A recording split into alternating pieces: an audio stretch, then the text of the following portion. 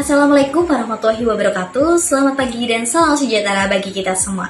Om Swastiastu, Namo Buddhaya, salam kebajikan. Pada saat ini saya akan mempresentasikan terkait tugas rekayasa bahan alam. Sebelum saya masuk, saya ada quotes untuk kita semua. The earth does not belong to us, we belong to the earth. And sometimes the tiniest leaf or a grain and a sand can teach us how to clean, heal, and protect it. Today, we'll explore how nature itself gives us the tool to make our world a little cleaner and one natural absorbance at a time. Indonesia merupakan salah satu negara dengan pertumbuhan industri yang cukup pesat. Sektor seperti industri manufaktur, tekstil, kimia, logam, pertambangan, dan elektronika terus meningkat dari tahun ke tahun. Pertumbuhan ini tentunya memberikan dampak positif berupa penyerapan tenaga kerja, peningkatan ekonomi nasional, dan perkembangan infrastruktur di berbagai daerah. Namun, di balik perkembangan tersebut terdapat konsekuensi terhadap lingkungan, terutama terhadap sumber daya alam dan air. Bahan industri Indonesia yang masih menghasilkan limbah cair yang dibuang secara langsung ke lingkungan tanpa pengolahan memadai, ini bisa terikut ke dalam sungai, danau, saluran air pemukiman, tanah, dan air tanah.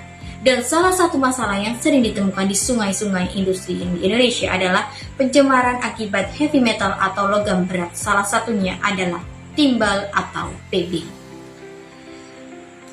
Timbal atau PB sendiri merupakan logam berat yang sangat toksik, persisten, dan mudah menyebar dalam ekosistem perairan. Di sini memiliki dampak yang cukup besar pada tubuh yang dilansir pada WHO tahun 2021, yakni bisa menyebabkan gangguan saraf, kerusakan ginjal, penurunan kecerdasan dan kognitif, dan yang terakhir adalah gangguan pada darah yaitu anemia. Di Indonesia sendiri untuk batasan untuk pembuangan timbal yang terlarut di lingkungan ini diatur pada Peraturan Pemerintah Republik Indonesia Nomor 22 Tahun 2021 tentang penyelenggaraan perlindungan dan pengelolaan lingkungan hidup, di mana untuk batas dari timbal yang terlarut yaitu 0,03 sampai 0,5 mg per liter. Dari persoalan tersebut, maka dibutuhkan sebuah solusi untuk mengatasi agar heavy metal di Indonesia ini bisa lebih diatasi. Sini saya Nita Uswatanasana Fauzia dengan nomor NIM 082025181030 mempersembahkan pada presentasi rekayasa bahan alam yaitu tentang absorben. Absorben sendiri merupakan material padat yang mampu menarik dan mengikat zat tertentu atau polutan ion bahan organik dari fase cair atau gas pada permukaannya. Penelitian ini sudah dilakukan oleh beberapa peneliti. Yang pertama terkait biokar sekam padi yang mampu menyerap 85-170 mg per gram dari PB2+ dengan bentuk aktivasi 275,5 mg per gram. Lalu kulit pisang teraktivasi mampu menyerap 110 mg per gram dari PB2+. Eceng gondok mampu memiliki kapasitas serap sebesar lebih dari 90% untuk menyerap PB2+, dan karbon aktif tempurung kelapa mampu menyerap sekitar 90-180 mg per gram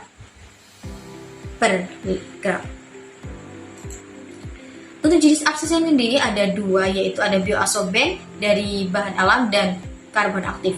Berbeda dari keduanya yaitu kalau karbon aktif dia produk hasil karbonisasi dari aktivasi biomasa yang memiliki gaya karbon. Untuk sumber bahan alamnya di sini ada dari 3 jenis ya, ada dari tumbuhan, hewan, dan material atau mineral lain. Untuk dari tumbuhan biasanya dari lignoselulosa, dari selulosa, hemiselulosa, dan lignin. Yang pertama terkait selulosa. Selulosa ini memiliki gugus fungsional penting hidroksil dan eter yang memiliki kemampuan berinteraksi dengan ion logam melalui ikatan hidrogen dan gaya elektrostatik dan mengikat polutan dengan cara membentuk kompleks lemah, dan struktur selulosa berserat, luas permukaannya yang tinggi, lebih banyak lokasi penyerapannya, dan biasanya polutan yang bisa diserap yaitu ion logam berat Pb2+, Cu, CD, pewarna tekstil, dan senyawa organik polar. Sedangkan hemiselulosa ini merupakan gugus fungsional OH, COH, karboksilat atau karbonil. Nah, di mana untuk gugus karboksilat ini sangat reaktif dan bisa melakukan pertukaran ion dengan logam berat, dan strukturnya memiliki struktur amorf Pori-pori yang mudah terbuka saat aktivasi dan membentuk ikatan kuat dengan logam atau biasa kita sebut chemisoksi. Dan polutan yang sering diserap adalah Pb2+, Ni2+, Ze2+, dan Cr6+ setelah reduksi. Lalu yang ketiga adalah lignin. Nah, lignin ini memiliki gugus fungsional aktif fenolik, metoksolik, aldehid, dan keton, di mana struktur aromatiknya ini memiliki struktur kuat, absorpsi polutan organik nonpolar atau fenol pewarna pestisida, dan gugus fenolik bisa membentuk kompleks stabil dengan ion logam. Dan lignin ini juga sangat tahan kimia dan cocok dipakai berulang atau regenerasi. Dan biasanya jenis polutannya adalah fenol pewarna pestisida dan juga logam berat seperti Pb2+ dan Cu. Dan berikut adalah struktur lignoselulosa pada tumbuhannya. Jadi di sini ada selulosa, lignin, dan hemiselulosa dengan hardwood, softwood, dan hardwoodnya. Dan untuk struktur ikatannya adalah sebagai berikut. Selanjutnya untuk proses pembuatan adsorben sendiri ini dibagi menjadi dua, ada bioadsorben dan karbon aktif.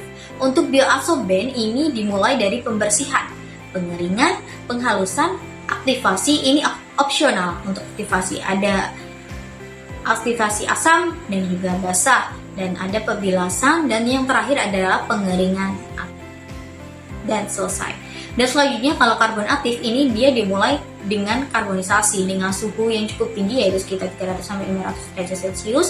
Lalu juga dilakukan aktivasi, yaitu bisa aktivasi dengan fisik dengan bantuan suhu 700 sampai 900 derajat Celcius dengan bantuan steam atau CO2, dan juga bantuan aktivasi atau aktivasi chemical dengan bantuan penambah chemical dengan range tertentu dan pada suhu tertentu, lalu dilakukan sieving dan akhirnya adsorben dari karbon aktif bisa digunakan. Untuk cara kerja adsorben sendiri terhadap limbah itu di sini ada dibagi menjadi 5. Ada absorpsi fisik, yaitu penyerapan limbah atau permukaan adsorben melalui gaya van der Waals tanpa ikatan kimia. Yang kedua ada absorpsi kimia, yaitu ion atau molekul limbah membentuk ikatan kimia kuat dengan gugus aktif adsorben. Yang ketiga adalah pertukaran ion. Ion pada adsorben ini ditukar dengan ion dalam logam, misalnya Pb2+ ini ditukar dengan H+. Nah, yang keempat ada kompleksasi, yaitu ion logam yang berikatan dengan membentuk kompleks stabil dengan gugus fungsi adsorben. Dan yang kelima adalah penyaringan partikel besar dalam limbah tersaring secara fisik atau permukaan atau pori adsorben. Nah, untuk adsorben sendiri ini memiliki prospek yang luar biasa pada lingkungan dan juga tujuan di Indonesia dalam SDGs tahun 2030 atau Sustainable Development Goals 2030 yang mencakup beberapa poin, yaitu bisa mencakup poin SDG 6 tentang air bersih dan sanitasi, yang kedua SDG 12 konsumsi dan produksi bertanggung jawab, yang ketiga SDG 13 aksi dan iklim, yaitu yang keempat mendukung SDG 14 dan SDG 15, dan yang terakhir yaitu mendukung SDG 8 tentang pekerjaan layak dan pertumbuhan ekonomi. Dari presentasi yang saya sampaikan ini, kita bisa menarik kesimpulan. Yang pertama adalah dari presentasi yang saya sampaikan ini bisa ditarik kesimpulan, yaitu pemanfaatan bioadsorben dan karbon aktif dari bahan alam adalah solusi efektif dan ramah lingkungan untuk menangani pencemaran akibat heavy metal, salah satunya adalah Pb2+ di perairan Indonesia. Dan pendekatan ini tidak hanya membersihkan air dan melindungi ekosistem, tapi juga mendukung pencapaian berbagai tujuan SDG 2030, khususnya terkait air bersih, kesehatan, dan produksi berkelanjutan. Mungkin itu presentasi dari saya, kurang lebihnya mohon maaf. Apabila ada jangan patah di tangan, mohon jangan dimasukkan ke dalam peti. Apabila ada kata-kata saya yang kurang berkenan, mohon jangan dimasukkan ke dalam hati. Wabillahi taufiq wal hidayah. Wassalamualaikum warahmatullahi wabarakatuh.